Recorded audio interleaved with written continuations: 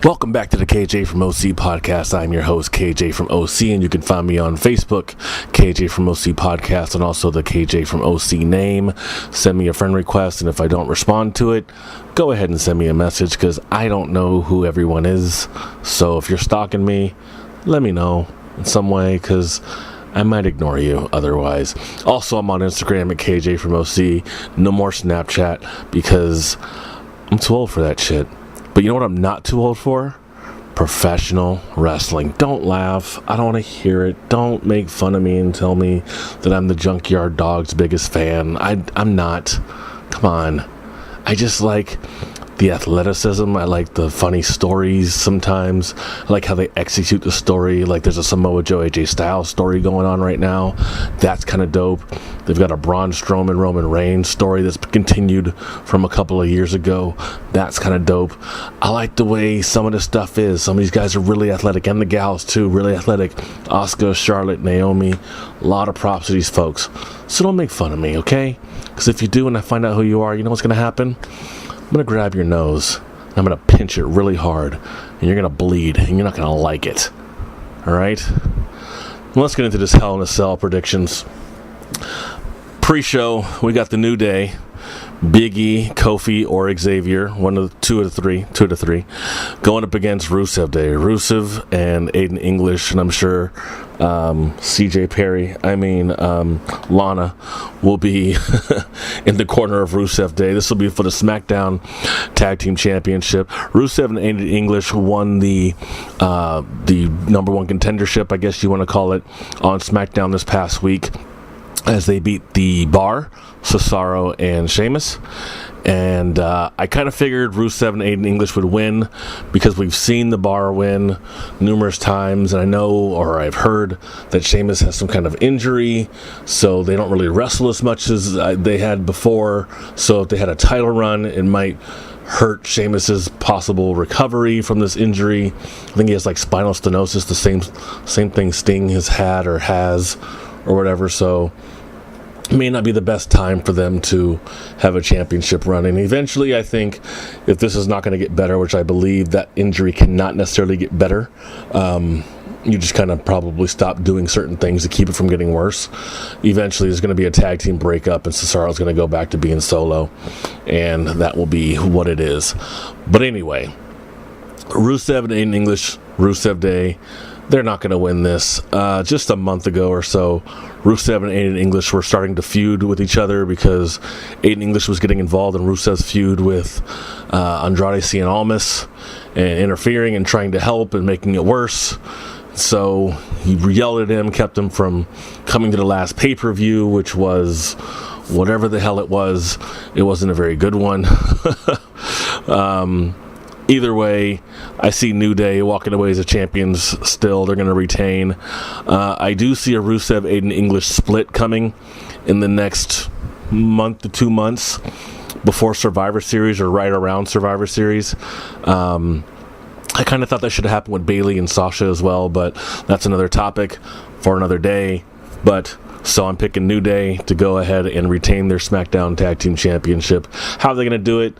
Not really sure, but I think it'll probably end up being Aiden English taking the L, maybe taking the Midnight Hour or whatever they call it, or Up, Up, Down, Down. I think they've renamed it in favor of Xavier Woods' YouTube channel. So it'll probably be Aiden English taking that L. Next match. I don't know all the pre-show matches. It's hard to tell. We have 8 matches on the card, so it's not one of the major events of the year like Money in the Bank, WrestleMania, Survivor Series, or Royal Rumble, where it's going to be 6 hours. This will probably just be, your regular 3 to 4 hour show. So the next match I could think of that would possibly be on the pre-show would be Daniel Bryan and Brie Bella in a mixed tag match against The Miz and Maryse. Honestly, I see Maryse walking away with a pin over Brie Bella.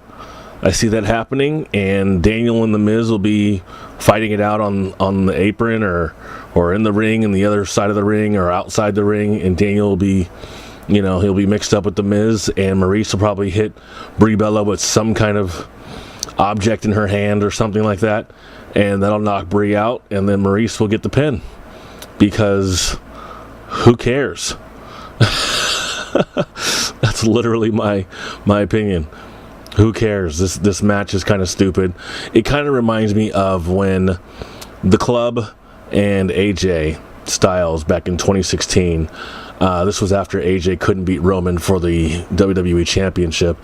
They ended up wrestling, who was it? Kaz and Enzo and John Cena at whatever was between some pay-per-view and SummerSlam. I think it was like in between Money in the Bank and SummerSlam. There was something like Payback or Battleground or whatever. And then it was SummerSlam where AJ and John Cena got to go against each other again. So this is going to be one of those matches where it's like no one really cares. No one remembers who won the Kaz and Enzo and John Cena match against this AJ Styles in the Club. So no one's going to remember this either. It's just fuel to the fire of the Miz and Daniel Bryan feud, and eventually Daniel Bryan. I think he's gonna get his due. He's gonna get his comeuppance, so to speak. But it's gonna be a little while.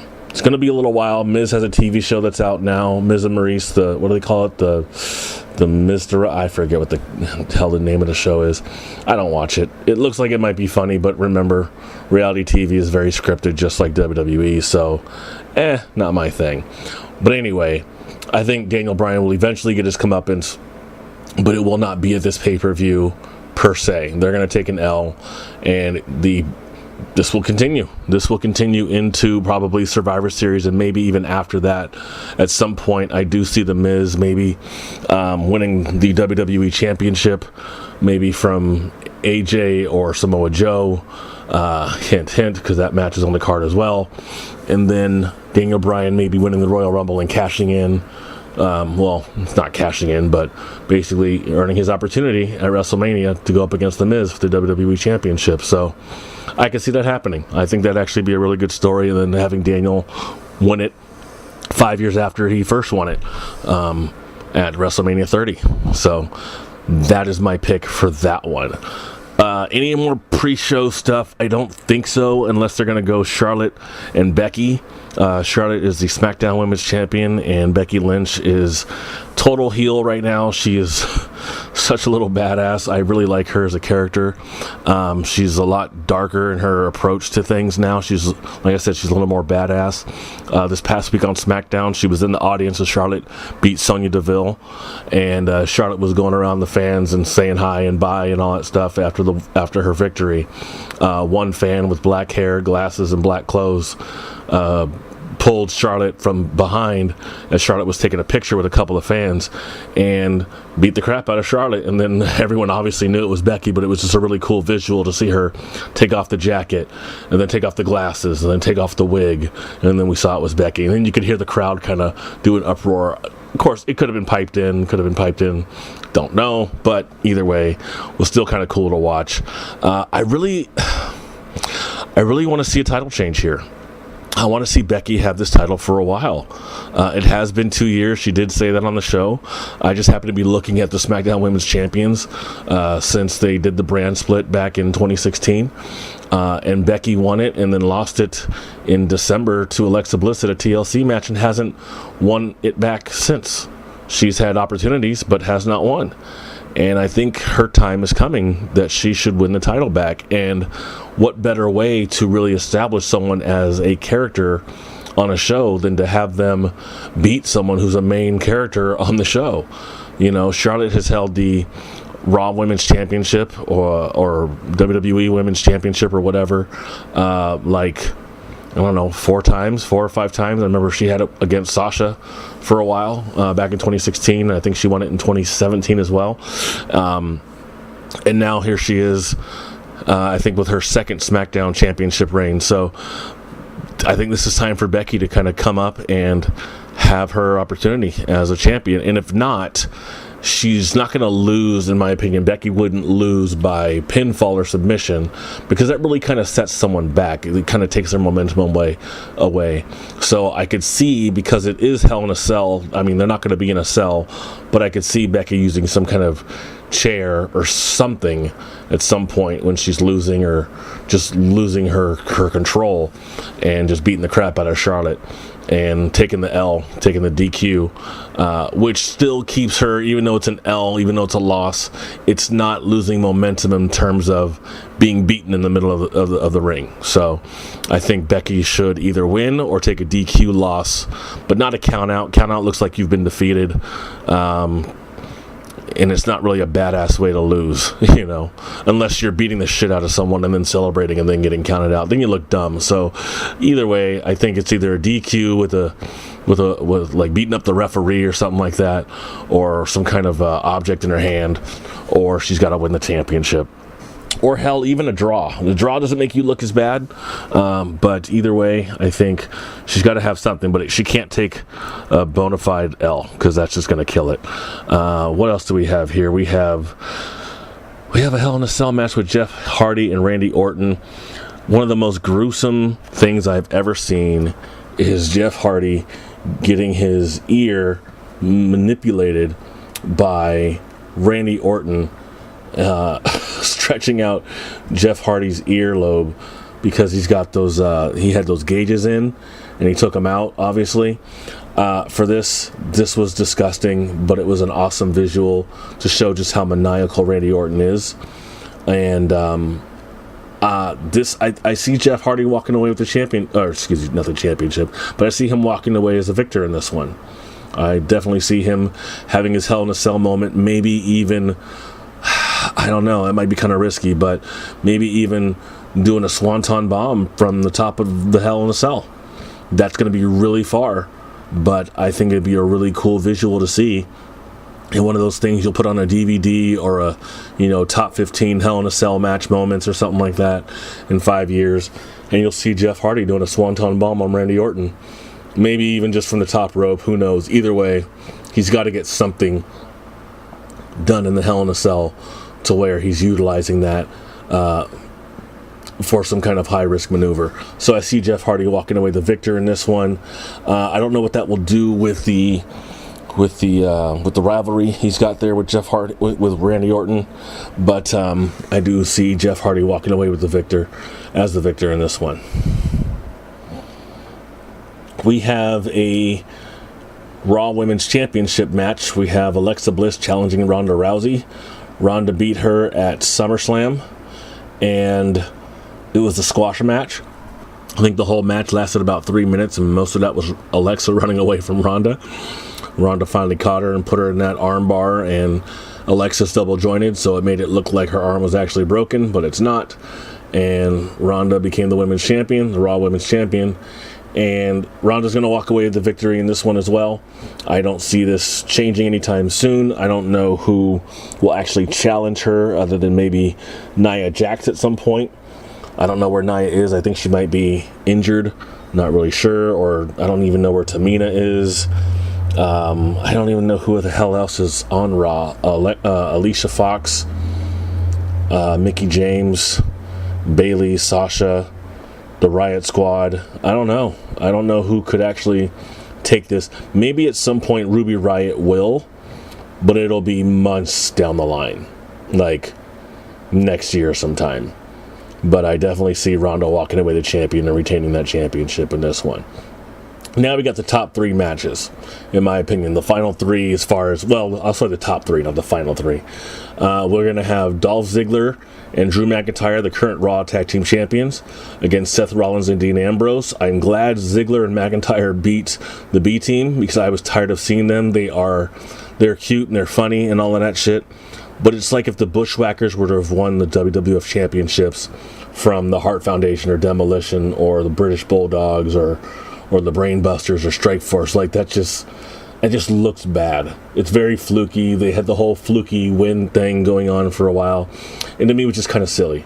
You need to have jobber tag teams. In my opinion, you need to have more guys that are local to wherever they're having their weekly shows, Raws and SmackDowns, and leave matches between superstars for pay-per-views and also for house shows. But if you're having superstars lose to other superstars on Raws and SmackDowns, it makes those superstars that lose consistently look bad. Like a B team should be losing a lot more like the Authors of Pain need to continue beating Titus Worldwide. Titus Worldwide is like a jobber tag team, but they shouldn't be, per se. You know, I'm not saying they should be challenging for the championships or anything like that, but I don't know. You just don't really want to have your superstars beating your superstars every week. So that's just my little thing on that. But anyway, Ziggler and McIntyre against Rollins and Ambrose. Rollins is the Intercontinental Champion. That title is not on the line, but the Raw Tag Team Championships are. I see Ziggler and McIntyre walking away the champions again. People are pining for Dean Ambrose to turn on Seth Rollins. I'm not really sure if it's going to happen just yet. I don't think they should just do it. I think they got to have a reason, show you more of a reason as to why Ambrose is going to turn on Rollins. When Ambrose came back, he was talking about he had some travel issues with getting back from wherever he was. And he said, it wasn't my travel issues, it was for someone else. And the crowd popped because they knew it was going to be Dean Ambrose coming back, because it was about time for him to come back from his injury. So there's got to be some kind of reason. You can't just have him turn for no reason. Like when Becky turned on Charlotte, it was because Becky's like, I've been winning for so long, and all of a sudden you come along, and all of a sudden you're just now number one contender because you beat Alexa Bliss, and bada bing, bada boom, now you're in the match. She didn't buy it. And I get it. So there's got to be something that happens, maybe where Rollins goes to super kick Drew McIntyre or something like that and hits Dean Ambrose with it, and then Drew McIntyre hits Seth Rollins from behind with like the Claymore, or Ziggler hits Rollins with a zigzag or something like that, and then Ambrose is mad on two levels. You super kicked me. For one, you should have been more careful, and then two, you took the pin and we lost the match. Something like that. I could see that kind of happening. I know this won't be so anyway, I see Ziggler and McIntyre walking away retaining their championship. This will not be the main event because unfortunately WWE does not care that much about their championship anymore. So this one also should have been in a Hell in a Cell, because you only have 2 Hell in a Cell matches. I mean, you don't want to overdo it, but if it's major, I think if it's a major championship, you should have it as a Hell in a Cell match, considering this is the show for that. So AJ Styles, the champion, versus Samoa Joe. They've had some really cool promos, with Samoa Joe screaming, "Oh, Wendy," and the disqualification from SummerSlam, and the various promos each week. Like, it's just really cool. The storybook this past week, just some really cool stuff that I think really adds to the story. And Samoa Joe talking about Wendy and Annie, AJ Styles is, I think, his youngest kid, his daughter. So really cool stuff. I'm really liking it. I know these guys have known each other for a long time. I think they said about 20 years. I think they were both in TNA and ROH, probably both wrestled in Japan as well, and obviously have both been in WWE for the last 2-3 years. So I'm liking. I think Samoa Joe, even though the game is coming out, WWE 2K19 is coming out in like a month, and AJ's on the cover, I think Samoa Joe should walk away with the championship here, because it really kind of, how do you justify making Samoa Joe lose? It's going to be a hell of a match, or it should be, in my opinion, right? They did the same thing with Styles and Nakamura. They did have Nakamura get DQ'd a couple times. He was beaten at WrestleMania fair and square, and he was beaten in that last man standing match fair and square. But then they had a couple of like DQ matches in between, and then finally they got to the point where they had their last man standing match. But I don't know how you do that with Samoa Joe, because I don't think you guys just want to just do a straight up match and have Samoa Joe lose, because like I said, that really takes away that momentum, and those would be wasted promos, in my opinion. So you got to have Joe carry on that the kind of that bravado, that mystique, those cojones, you know what I mean, to continue on. And I think you got to give him the belt with this one. And AJ can fight for it back at some point. Maybe AJ can get it back in November, and then Samoa Joe can lose it on a Raw, or excuse me, not a Raw, but a SmackDown episode, maybe a week or two later. And then maybe The Miz will challenge AJ Styles at Royal Rumble, and The Miz will win. And then AJ can lose in a rematch in like February or March or whatever, or both, and then Daniel Bryan becomes a champion at WrestleMania because he'll win the Royal Rumble. See how that all works? See? But either way, I think Samoa Joe should win this one because you're wasting your promos by having him lose. And finally, I'm sure this will be the headliner because of the special guest referee, the 2 stipulations being at a Hell in a Cell match. It's for the WWE Universal Championship, and it's also a Money in the Bank cash-in match, a pre-planned Money in the Bank cash-in match, which I knew because this person who has this is not the type of person to sneaky come in, cash in, and win. He's a head-up, in-your-face kind of guy.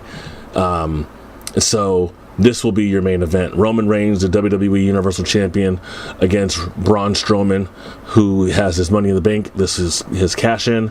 And Mick Foley is going to be the special guest referee. He's been on Raw. He was on Raw this past week.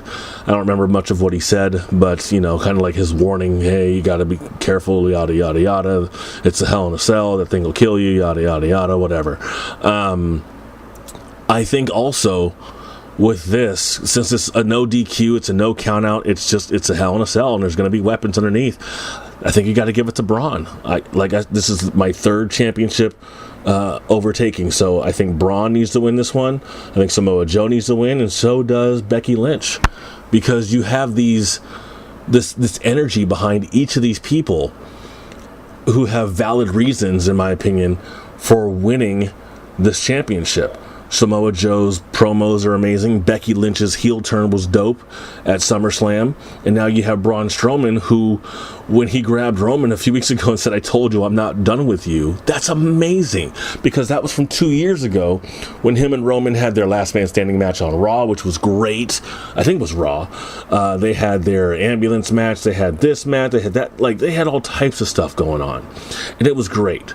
The one I really didn't like was the Fastlane match. I think that was the very first one. But it kind of carries over from the Shield versus the Wyatt. Well, I shouldn't say the Shield. It was Roman and Dean against the Wyatt family. I remember that because when they brought in Braun, it was just like, holy cow, this guy's like a woolly mammoth. But it's kind of continued for a couple of years, and it's not on the level of a Hogan Andre because these guys weren't friends first, and then betrayal, all that kind of stuff. But it is definitely a storyline that I'm kind of behind, and I think when it comes to matches that Roman Reigns can do well in, Hell in a Cell, Extreme Rules, Steel Cages, matches like that gives him an opportunity to show his skill set outside of just a regular match. Any kind of extreme type of or hardcore type of match gives you the opportunity to see Roman Reigns in a different way rather than just your spears and your drive-bys and your Superman punches. I want to see more from Roman, and it's going to take a different stipulation or a different ring type to or match type to make that happen. So I don't know how Mick Foley's going to play into this as a special guest referee. I don't know. I don't know about that one. That'll be interesting because if there's some kind of trickery afoot, Stephanie's got Mick, under her thumb. That'd be kind of cool to kind of tell part of that story in the match to add some shenanigans. But I think Braun should walk away with the championship here. So that's kind of how I see this all playing out. So just to recap, I see New Day retaining their SmackDown Tag Team Championships. I see Daniel Bryan and Brie Bella losing to Miz and Maryse in the mixed tag team match. Stepping over my own words here. I see Becky Lynch beating Charlotte Flair for the SmackDown Women's Championship. I see Jeff Hardy beating Randy Orton in the Hell in a Cell match. Alexa Bliss losing her opportunity to regain her Raw Women's Championship against Ronda Rousey. I see Samoa Joe winning against AJ Styles for the WWE Championship. Ziggler and McIntyre retaining their Raw Tag Team Championship. And, of course, Roman Reigns losing to Braun Strowman in the Hell in a Cell match with Mick Foley as a special guest referee. Those are my picks. Hopefully I'm right. I'd like to see some more storylines that are kind of cool. But right now we're kind of headed towards some really cool storylines and some not as necessarily the in-ring action isn't as good, but I like where the storylines are going, and it makes me want to watch each week. Not for 3 hours, but it does make me want to watch. Anyway, that's the show. Thank you for joining me on the KJ from OC podcast. Once again, you can find me on Instagram, Facebook, and Twitter at KJ from OC. And don't forget, I'm also on YouTube. Peace out.